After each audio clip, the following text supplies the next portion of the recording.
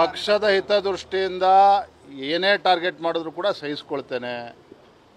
ಪಕ್ಷದ ಹಿತದೃಷ್ಟಿಯಿಂದ ಯಾರೇ ನನ್ನನ್ನು ಟೀಕೆ ಮಾಡಿದ್ರು ಕೂಡ ಸಹಿಸ್ಕೊಳ್ತೇನೆ. ಆ ಭಗವಂತ ನನಗೆ ತಾಳ್ಮೆಯನ್ನು ನೀಡಿದ್ದಾನೆ. ನಾನು ಕೂಡ ಯಡಿಯೂರಪ್ಪನವ್ರ ಮಗ ಆಗಿ ಯಡಿಯೂರಪ್ಪನವರ ರಾಜಕೀಯ ಏಳು ಬೀಳುಗಳನ್ನು ಕೂಡ ಬಹಳ ಹತ್ತಿರದಿಂದ ನೋಡಿರ್ತಕ್ಕಂಥ ನಾನು ಕೂಡ ಎಲ್ಲವನ್ನೂ ಕೂಡ ಸಂಭಾಲಿಸ್ಕೊಂಡು ಎಲ್ಲರನ್ನೂ ಕೂಡ ವಿಶ್ವಾಸಕ್ಕೆ ತೆಗೆದುಕೊಂಡು ಹೋಗಬೇಕಾಗಿದೆ. ಅದನ್ನು ಮಾಡ್ತಾ ಇದ್ದೇನೆ, ಮುಂದೂ ಕೂಡ ಮಾಡ್ತೇನೆ.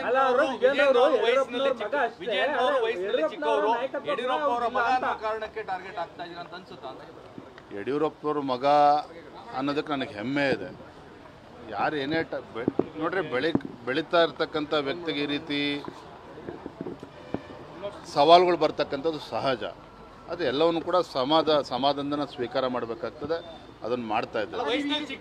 ನೀವಿಷ್ಟು ಸಾಫ್ಟ್ ಆಗಿರೋದೇ ಜಾಸ್ತಿ ಟೀಕೆಗಳಿಗೆ ಕಾರಣ ಆಗ್ತಾ ಇದೆ. ನೀವಿಷ್ಟು ಸಾಫ್ಟ್ ಆಗಿರೋದೇ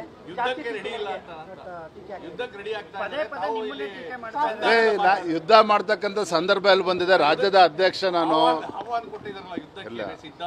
ಸುಧಾಕರ್ ಅವರು ನಾನು ತಿದ್ಕೋಬೇಕು ಅಂತೇಳಿ ತಮ್ಮ ಅಭಿಪ್ರಾಯವನ್ನು ಕೊಟ್ಟಿದ್ದಾರೆ.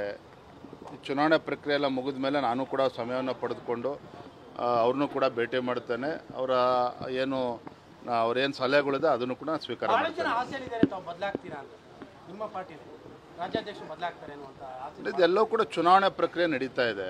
ಮಂಡಲ ಅಧ್ಯಕ್ಷರಿಗೆ ಏನು ಪ್ರಕ್ರಿಯೆ ನಡೀತದೆ, ಜಿಲ್ಲೆಯ ಅಧ್ಯಕ್ಷರಿಗೆ ಏನು ಚುನಾವಣೆ ಪ್ರಕ್ರಿಯೆ ನಡೀತದೆ, ಅದು ರಾಜ್ಯದ ಅಧ್ಯಕ್ಷರಿಗೂ ಅದೇ ಪ್ರಕ್ರಿಯೆ ನಡೀತದೆ. ರಾಷ್ಟ್ರೀಯ ಅಧ್ಯಕ್ಷರ ಚುನಾವಣಾ ಪ್ರಕ್ರಿಯೆನೂ ಅದೇ ರೀತಿ ಇರ್ತದೆ. ಏನೇ ಬಂದರೂ ಕೂಡ ಅದನ್ನ ಎದುರಿಸ್ತಾರೆ.